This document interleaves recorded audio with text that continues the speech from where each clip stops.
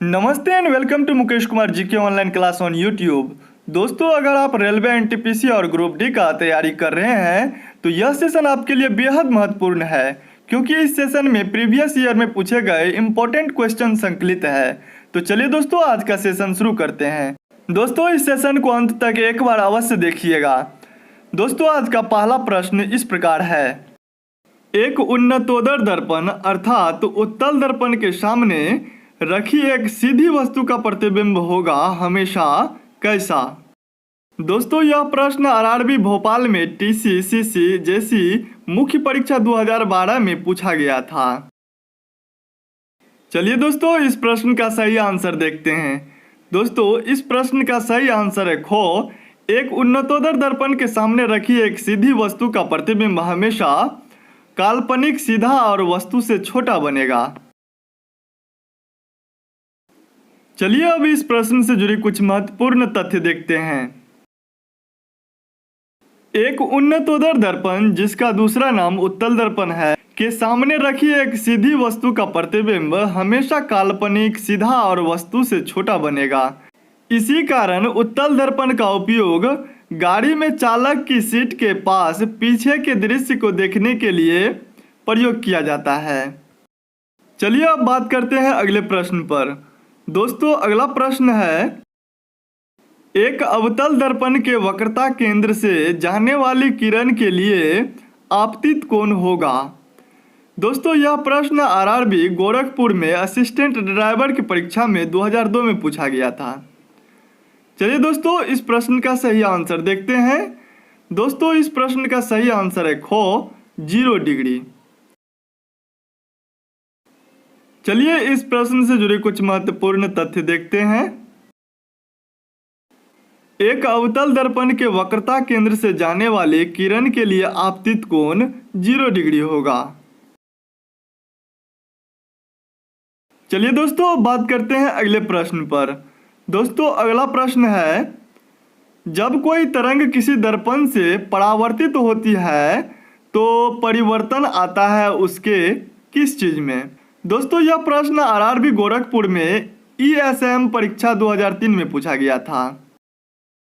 चलिए दोस्तों, अब इस प्रश्न का सही आंसर देखते हैं। दोस्तों, इस प्रश्न का सही आंसर है को आयाम में। चलिए अब इस प्रश्न से जुड़े कुछ महत्वपूर्ण तथ्य देखते हैं। किसी दर्पण में से परावर्तन के पश्चात तरंग के आयाम में परिवर्तन होता है, अर्थात तरंग का आयाम बदल जाता है, किंतु तरंग की आवृत्ति, तरंगदैर्घ्य व वेग में कोई परिवर्तन नहीं होता है। जब किरण किसी चिकने व चमकदार पृष्ठ पर पड़ती है तो किरण का अधिकांश भाग वापस लौट आता है। इसको परावर्तन कहते हैं।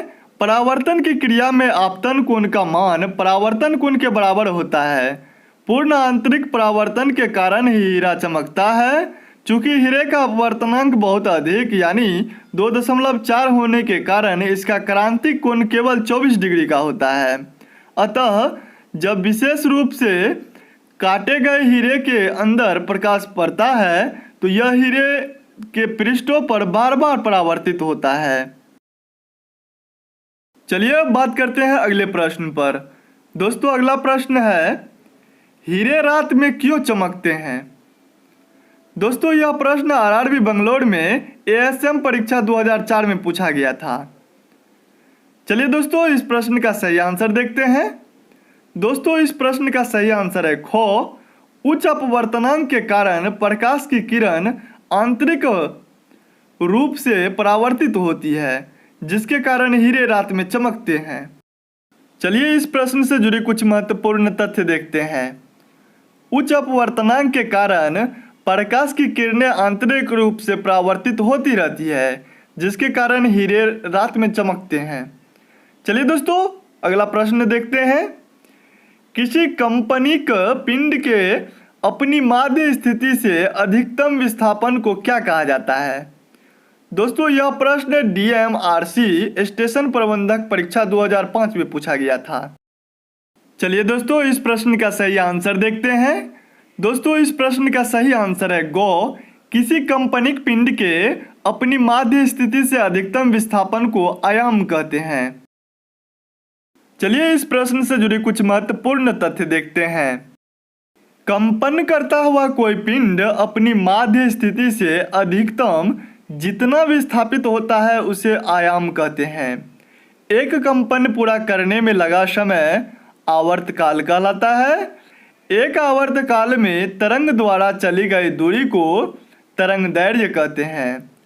इसी तरह एक सेकंड में जितने कंपन होते हैं उसे आवृत्ति कहते हैं। चलिए अब बात करते हैं अगले प्रश्न पर। दोस्तों अगला प्रश्न है, घूर्णी मशीनों में गतिकीय दृष्टि से असंतुलित द्रव्यमान उत्पन्न करते हैं कौन? दोस्तों यह प्रश्न आरआरबी बेंगलोर में असिस्टेंट ड्राइवर की परीक्षा में 2003 में पूछा गया था। चलिए इस प्रश्न का सही आंसर देखते हैं। दोस्तों इस प्रश्न का सही आंसर है घ। घूर्णी मशीनों में गतिकीय दृष्टि से असंतुलित द्रव्यमान कंपन उत्पन्न करते हैं। चलिए दोस्तों इस प्रश्न से जुड़ी कुछ महत्वपूर्ण तथ्य देखते हैं। घूर्णी मशीनों में गतिकीय दृष्टि से असंतुलित द्रव्यमान कंपन उत्पन्न करते हैं। चलिए बात करते हैं अगले प्रश्न पर। दोस्तों अगला प्रश्न है, सामान्यतया कुंजी यानी की का प्रयोग दो पुर्जों के बीच किस गति को रोकने के लिए किया जाता है? दोस्तों यह प्रश्न आरआरबी चंडीगढ़ में टीसी परीक्षा 2004 में पूछा गया था। चलिए दोस्तों इस प्रश्न का सही आंसर देखते हैं। दोस्तों इस प्रश्न का सही आंसर है गो, घूर्णन। अब चलिए इस प्रश्न से जुड़ी कुछ महत्वपूर्ण तथ्य देखते हैं। कुंजी यानी की का प्रयोग दो पुर्जों के बीच घूर्णन गति को रोकने के लिए किया जाता है, क्योंकि की का प्रयोग किसी मशीन को एक स्थान पर बंद यानी लॉक करने के लिए किया जाता है जो कि घूर्णन गति को रोकने का काम करता है। चलिए अब बात करते हैं अगले प्रश्न पर। दोस्तों अगला प्रश्न है, मशीन आदि के किसी भी अवयव की सराती आयु को सुधारा जा सकता है, किस चीज के द्वारा? दोस्तों यह प्रश्न आरआरबी बेंगलोर में असिस्टेंट ड्राइवर की परीक्षा 2003 में पूछा गया था। चलिए इस प्रश्न का सही आंसर देखते हैं। दोस्तों इस प्रश्न का सही आंसर है को, मशीन आदि के किसी भी अवयव की सरांती आयु को शॉर्टनिंग करके सुधारा जा सकता है।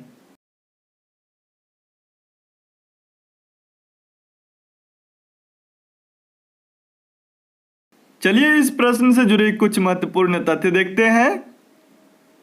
मशीन आदि की सरांती आयु यानी फैटिग लाइफ को शॉर्टनिंग करके सुधारा जा सकता है।